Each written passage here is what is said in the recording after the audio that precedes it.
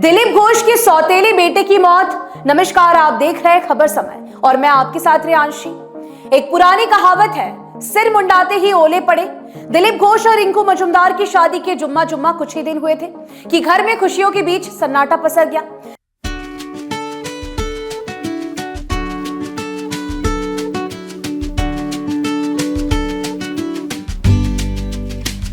रिंकू घोष का बेटा प्रीतम मजूमदार अब इस दुनिया में नहीं रहा। प्रीतम मजूमदार की रहस्यमय स्थितियों में मौत हो गई है। पूरा परिवार सन्नाटे में आ गया है। किसी की समझ में नहीं आ रहा है कि ये कैसे हो गया।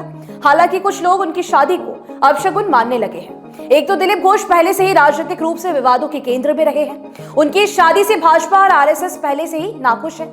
ऊपर से उन्होंने दीघा में हाल ही में नवनिर्मित जगन्नाथ धाम जाकर और मुख्यमंत्री ममता बनर्जी के साथ मंच शेयर करके पार्टी में अपनी छवि को खराब कर लिया।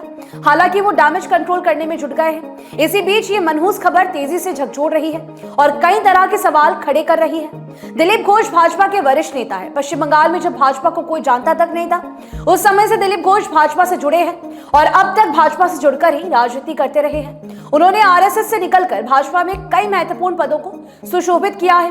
हाल ही में जब उन्होंने रिंकू घोष से शादी का फैसला किया तो पार्टी और आरएसएस की ओर से उन्हें मना भी किया गया। शुभचिंतकों ने कहा कि दिलीप घोष की उम्र 60 साल हो चुकी है। Every drop of water counts. SBM Gold's water tank is the most sustainable and durable water storage solution available. Our hashtag Asli Commitment. इस उम्र में उन्हें शादी ब्याह से दूर अपना पूरा फोकस राजनीति पर करना चाहिए था, लेकिन उन्होंने किसी की नहीं सुनी और मां की बात मानकर रिंकू से शादी रचा ली थी। खैर, ये उनका पर्सनल मामला है। रिंकू घोष की दूसरी शादी है। उनके पहले पति से एक लड़का है जिसका नाम प्रीतम मजूमदार है।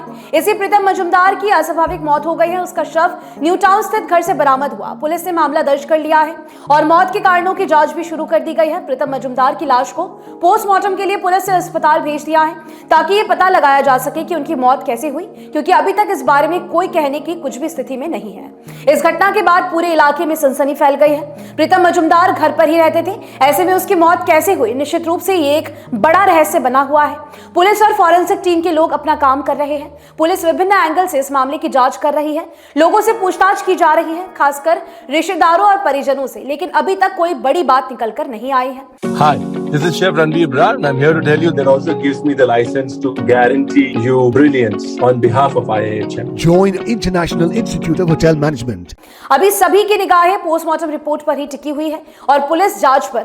उम्मीद की जानी चाहिए कि जल्द ही इस रहस्य पर से पर्दा उठेगा और प्रीतम मजूमदार की मौत की सच्चाई का पता चलेगा।